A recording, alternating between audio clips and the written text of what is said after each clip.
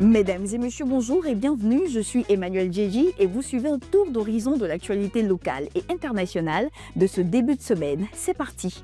Le gouvernement ivoirien a mis en place un programme national pour aborder les enjeux de la santé mentale avec une attention particulière au bien-être psychologique des travailleurs. Selon le Dr Coulibaly, le plan stratégique 2023-2025 cible tous les secteurs d'activité. Une réserve naturelle volontaire appelée Eden de l'Agné-Bitsiassa, couvrant 49 hectares à Alani dans la région de Rubino, a été créée pour protéger les espèces endémiques de l'Afrique de l'Ouest. C'est une initiative qui s'inscrit dans le cadre de la stratégie nationale visant à préserver les écosystèmes du pays. C'est une grande première en Côte d'Ivoire pour les femmes fonctionnaires. Désormais, le congé de maternité passe de 3 à 6 mois avec 8 semaines prénatales et 16 semaines postnatales. C'est une initiative qui vise à offrir aux femmes fonctionnaires plus de temps pour se reposer et mieux s'occuper de leur nouveau-né. La brigade de contrôle rapide a récemment mené une inspection surprise dans une boulangerie à Cocody Rivera 3 dans le cadre de la lutte contre la vie chère en Côte d'Ivoire. L'établissement a été sanctionné pour 3 infractions. Absence d'affichage des prix, non-disponibilité de la baguette à 150 francs CFA et non-respect du poids réglementaire des baguettes.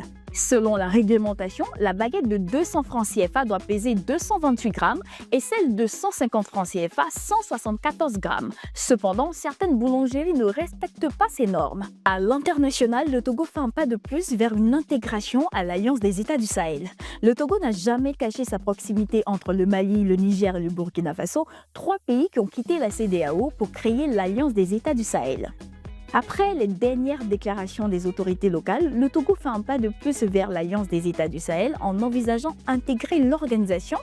En effet, le ministre des Affaires étrangères du Togo, Robert Dussé, a récemment annoncé sur les réseaux sociaux que le Togo envisage d'adhérer à l'Alliance des États du Sahel.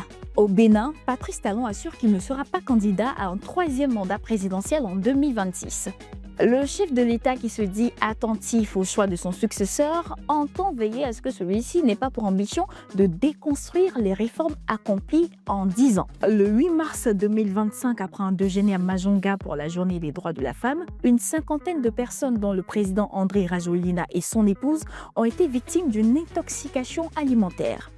Le 12 mars, l'hôtel responsable a été interdit de poursuivre ses activités de restauration, ce qui a provoqué une polémique. Mesdames et messieurs, voici ainsi égrené l'essentiel de l'actualité locale et internationale. Restez connectés au Live Matin sur Live Radio du lundi au vendredi de 6h à 9h sur la 107.7, l'information comme tu l'entends.